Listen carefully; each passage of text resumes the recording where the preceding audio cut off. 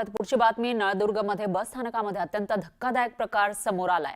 आरोपी कासिम अब्दुल रहीम इनामदार हा मौलवी बस स्थानकामध्ये मोबाईलवर पॉर्न व्हिडिओ बघत बसला होता। त्यावेळी बस स्थानकामध्ये महिला आणि शाळकरी मुली सुद्धा आजूबाजूला होत्या।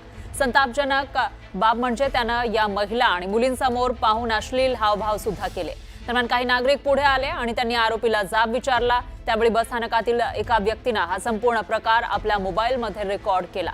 मात्र या प्रकरणी पोलिसांनी आरोपी कासिम अब्दुल रहीम इनामदार याच्या विरोधात अदखलपात्र गुन्हा दाखल केल्याची माहिती आहे। त्यामुळे पोलिसांच्या बोटचेप्या भूमिकेवरच आता प्रश्नचिन्ह निर्माण झालंय।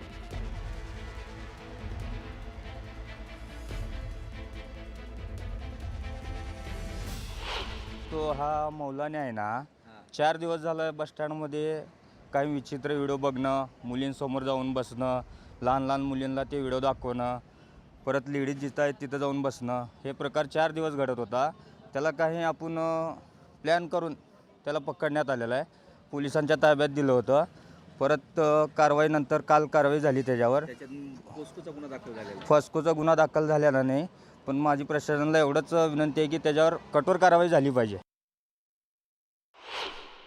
साधारण हा विषय नवदुर्गसाठी खूप भयानक परिस्थिती आहे। सध्या हे घडत असलेल्या शाळकरी मुली असतील, बाकी महिला वर्ग आहे। हा मौलावी सतत काय तर प्लॅन असेल त्याच्या डोक्यात की बाबा कुठल्या मुली कसं आपण आणते, कुठल्या ह्याच्यात त्याच्यात अडकवण्याचा प्रयत्न तर होता। सुरक्षा आम्ही वारंवार प्रशासनाला सांगितलं की तुम्ही एकदा इथे कॉन्स्टेबल काय ते नेमणूक करा। त्यांनी म्हणलं, आम्ही त्यांना विचारायला गेल्यानंतर ते म्हणतात की आमच्याकडे स्टॉप कमी आहे, हे कमी आहे, ओढी गोष्टी चालू आहेत। आणि याविषयी अधिक माहितीसाठी आपले प्रतिनिधी बालाजी निरफळ हे आपल्यासोबत जोडले गेले आहेत। बालाजी, काय सांगाल? हा सगळा प्रकार समोर आला आहे, व्हिडिओ समोर आलाय, संताप व्यक्त होतोय, मात्र त्या व्यक्तीवर, त्या आरोपीवर आतापर्यंत काय कारवाई झाली आहे? एकूण जर बघितलं म्हणा की ही जर बघितलं तर जुजबी कारवाई म्हणावं लागेल। ज्या पद्धतीनं हा व्यक्ती बस स्टँडच्या आवारात जिथं लहान मुली बसलेल्या आहेत किंवा त्याच्या मागे महिला बसलेल्या आहेत, त्या मुली देखत असलेली व्हिडिओ पाहतोय आणि हे स्थानिकांच्या लक्षात आलं आणि स्थानिकांच्या लक्षात आलं, त्याचा व्हिडिओ शूट केला आणि त्यांनी त्याच्यावरती तक्रार केली। पुन्हा पोलिसांनी गुन्हा दाखल केला। मात्र त्यात पोस्को कायदा लागू करावा असं मागणी होती, म्हणजे नियमन करायला पाहिजे, पण केलं नाही। आपण या संदर्भात पोलिसांना विचारणा केली, मात्र पोलीस असं सांगतात की जर कुणी तक्रार दिली असती तर आम्ही त्याच्यात निश्चित पोस्को दाखल केला असता, मात्र कुणी तक्रार न दिली त्याच्यामुळे त्यात पोस्को हे केलं नाही, जुजबी कारवाई केली आहे। आपल्यासोबत स्थानिक आहेत ज्यांनी हा सगळा व्हिडिओ हे केला होता किंवा त्याच्यावरती सगळं निर्बंध आणण्याचा प्रयत्न केला। काय नेमकं घडलं होतं, काय प्रकरण आहे? एकंदरीत विषय हा आहे की 2 तारखेला 1:15 तो जो इसम आहे कासिम अब्दुल रहीम इनामदार, तो जो इसम आहे तो आपल्या नवदुर्ग एस टी स्टँडमध्ये तिथं पूर्ण व्हिडिओ सेक्स, तिथं मुली आवारात बसले होते, शाळकरी मुली, तिथंच हा दाखवत होता। मग काय केलं? व्हिडिओ शूट केला, परत काय केलं तुम्ही? आम्ही का? हो, आम्ही व्हिडिओ शूट करून तिथूनच त्या ठिकाणावर डायरेक्ट आम्ही पोलिसला कळवलं। माहिती अशी मिळते तो वारंवार त्याच बस स्टँड? हो, तो आहे ना इसम, तो मौलवी कमीत कमी 5वा दिवस होता त्याचा सलग। मग त्याच्यात पोस्को लागणं अपेक्षित होतं? हो, लागायलाच पाहिजे। आमचं म्हणणं आहे की त्याला जास्तीत जास्त सजा व्हावं। निश्चितच बालाजी, थोडंसं थांबवते मी। धाराशिवचे SP शफाकत आमना हे आपल्यासोबत जोडले गेले आहेत, त्यांची प्रतिक्रिया आपण घेऊयात। शफाकत आमना सर, आपण बघतोय एक आरोपी जो सार्वजनिक ठिकाणी अशा पद्धतीने अश्लील चाळे करत होता, त्याचा व्हिडिओही समोर आलाय, त्याच्यावर काय कारवाई होतीये?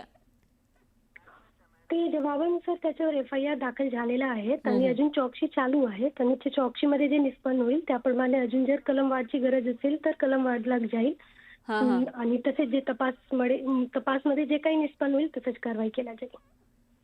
पण आतापर्यंत असं मॅडम असं म्हटलं जात आहे की जुजबी कारवाई याच्यावर, या व्यक्तीवर झालेली आहे, आरोपीवर झालेली आहे, त्यामुळे संताप व्यक्त होतोय।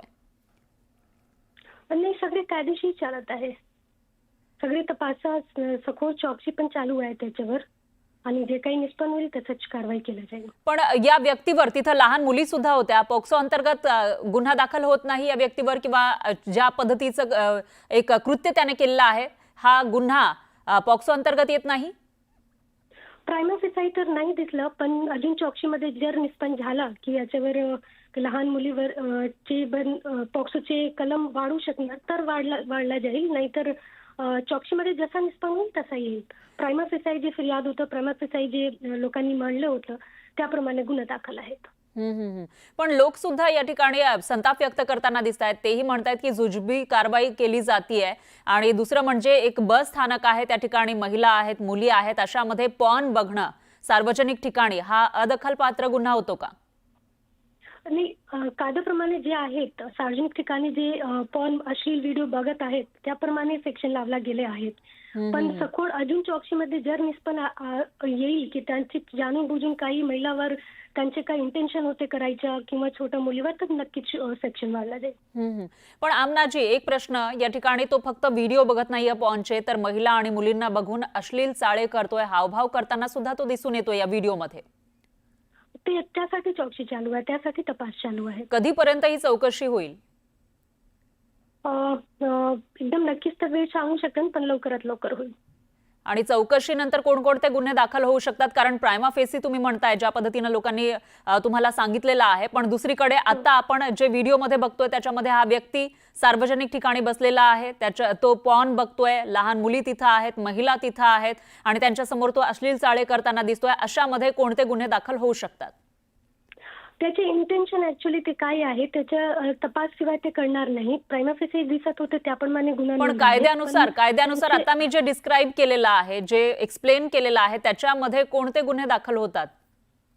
ते त्याचे आहेत ना, ते 299-92 BNS प्रमाणे दाखल आहेत. सार्वजनिक ठिकाणी अश्लील व्हिडिओ जे बघत आहेत त्याप्रमाणे गुन्हा दाखल आहेत. पण त्यांचे इंटेन्शन त्याच्या पुढे आहेत का त्यावर तपास चालू आहेत. अजून काही साक्षीदार आहेत का पुढे येऊन सांगणारे, किंवा महिला आणि मुली आहेत का पुढे येऊन सांगणारे, किंवा इतर कोणी साक्षीदार आहेत का, त्याच्यात पण तपास चालू आहेत आणि त्यानुसार कलम वाढला जाईल.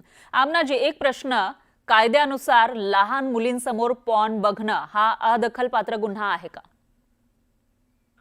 ते त्याच्यासाठी मॅडम मी सांगितले की त्याच्यासाठी तपास सुरू आहे. नाही, मी फक्त या प्रकरणाचा नाही, मी कायद्यानुसार फक्त तुम्हाला विचारते. एखादा व्यक्ती, आपण या प्रकरणाशी संबंध नाही जोडला तरी सुद्धा लहान मुलींसमोर कोणीही असेल, तो पॉर्न बघत असेल, तर हा अदखलपात्र गुन्हा होतो का? नाही, तो गुन्हा आहे, म्हणजे अदखल नाही, कॉग्निटेबल ऑफेन्स आहे. जर लहान मुली समोर आणि त्यांच्यासोबत काही करण्याच्या उद्देशाने त्यांनी जर पॉर्न बघितलं आहे तर नक्कीच ते पॉक्सोच्या अंतर्गत आणि BNSC कॉग्निटेबल ऑफेन्सचे अंतर्गत येणार आहे. त्यासाठी तपास चालू आहे. निश्चितच, म्हणजे आता तपास केल्यानंतर या व्यक्तीवर गंभीर गुन्हा दाखल होईल अशी अपेक्षा आपण करतोय. धन्यवाद, तुम्ही न्यूज 18 लोकमतशी बोललात त्याबद्दल.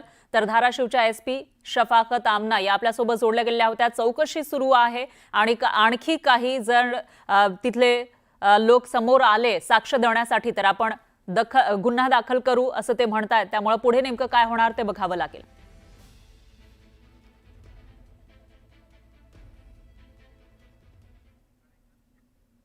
यानंतर